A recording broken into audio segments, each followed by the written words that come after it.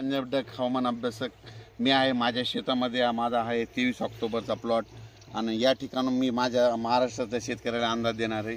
तर राज्यातल्या सर्व शेतकऱ्याला सांगू इच्छितो की राज्यामध्ये 19 तारखेपर्यंत थंडीची तीव्र लाट राहणार आहे, म्हणून हा अंदाज लक्षात घ्यायचा।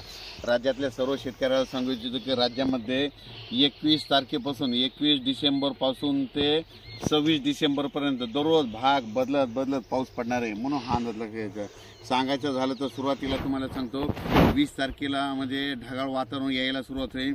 म्हणजे 20 तारखेला सांगलीकडं जतकडं तिकडं कर्नाटककडं पाऊस पडायला दिसत। 21ला तो पाऊस, त्याच्यानंतर परत तो पाऊस पुढे सरकल। 22ला तो पाऊस लगेच विदर्भाकडे जाईल। 23ला लगेच मराठवाड्याकडे येईल। 24ला लगेच इकडं उत्तर महाराष्ट्र पश्चिम महाराष्ट्राकडे जाईल। 25ला पुन्हा आणखीन विदर्भाकडे जाईल।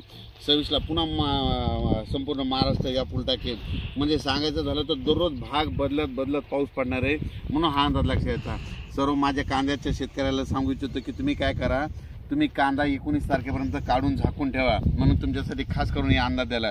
त्याच्यानंतर द्राक्ष शेतकऱ्याला सांगू इच्छितो की 20 तारखेच्या तुम्हाला ती कॅल्शियमची लेवल वाढून तुम्हाला ते द्राक्षाला आटोक्यात आणि त्याचे फवारण्या देखील करू शकता। त्याच्यानंतर वीट उत्पादकांना सांगू इच्छितो तुम्ही 20 तारखेपर्यंत काय करा, तुम्ही तुमच्या कच्चा माल असेल तर ढाकून ठेवा, कारण की त्याच्यामुळे तुमचं फारसं नुकसान होणार नाही। 21च्या नंतर मात्र तुम्ही सगळ्यात झाकलेलं ठेवा, कारण की 22 पासून मात्र राज्यात बऱ्याच भागात असा पाऊस विखुरलेला स्वरूपाचा पडणार आहे। दररोज वेगवेगळ्या भागात 2-2 दिवस मुक्काम करत पाऊस पडणार आहे, म्हणून हा अंदाज लक्षात घ्या।